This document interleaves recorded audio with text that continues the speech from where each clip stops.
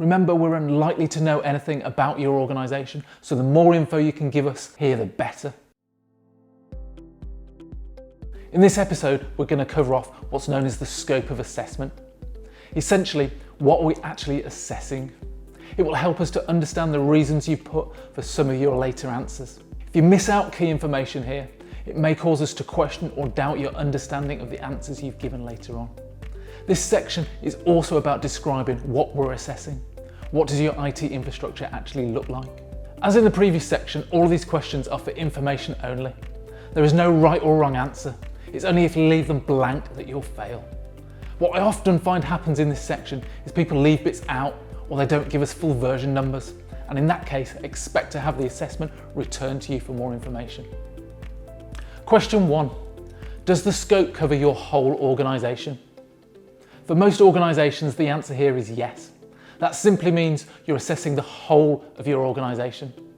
Examples where you might not want to cover the whole organisation are if you're part of a larger company and you're only certifying your part of it. Or maybe you've got multiple offices around the UK and only covering your specific area.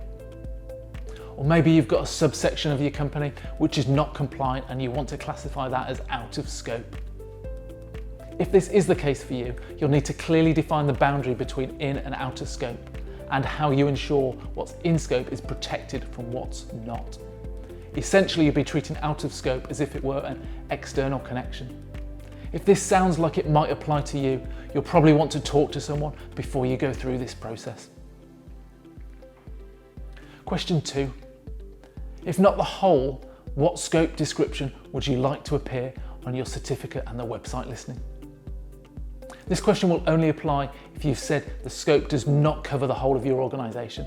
And in that case, how would you like your part that you're certifying to be described? Question 5. Now you'll notice we jumped to question 5. Don't worry, I've not missed any out.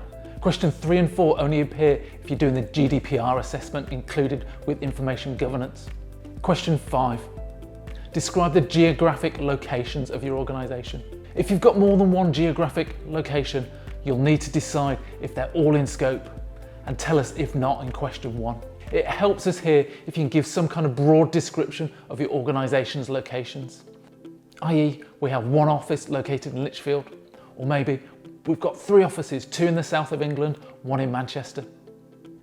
As I've said previously, it helps give us some context when we're assessing your answers below. Okay, so now we're on to the first lot of questions which I find often have some queries or get sent back to you for more information. Please take your time in fully answering the next few questions. Question 6. List the laptops, desktops and servers within scope. This needs to be a summary of all the computers which are in scope. You'll need to list quantities of each along with the version number of the operating system they are running. It's not enough to simply say Windows 10 or Mac OS X. I'd expect to see something like the list just there. That means if you've got 20 laptops running 4 different versions of Windows 10 and 2 versions of Mac, you'll have 6 different lines for them. Question 7. List tablets and mobile devices within scope. The same applies to all your mobile devices, listing how many iPhone 12s, iPad Pros and how many Android devices along with the version number. i.e. we have 6 iPhone 12s all running iOS 14.4. If you've not got any automated tools to collect this information, I know it can take a bit of time, but that's the whole point of this. Checking that your IT systems are up to the level that they should be. Because all the research and all the stats show that most organisations are not at this level, and that's where the breaches happen.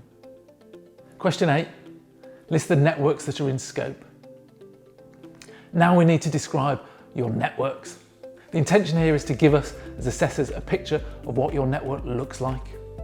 Is it one flat network with everything connected to everything else, common in small organisations? Have you got separate virtual networks? VLANs is the technical term here, that keep sensitive corporate information separate from less secure public services or guest Wi-Fi networks. With a growing number of connected devices like TVs, kettles, CCTV, many people have now chosen to have a separate service network for these too. If you've got multiple offices, you'll almost certainly have separate physical networks. Describe these to us, name them, tell us their location and what their purpose is. Question 9, list the network equipment that's in scope. Here we need to know about the actual network devices that you've got, protecting access to your network. We're not looking for a full list of your network kit. You don't need to include all your switches and wireless access points here, just those devices that protect the network. These are typically gateway devices, controlling entry or exit from your in-scope network. Typically, most small businesses will have just one firewall for each physical network. Don't forget, if you've got home workers, you should list their firewalls here too. You should list the make, model and firmware version of each device here. Question 10, who's responsible for managing the information systems?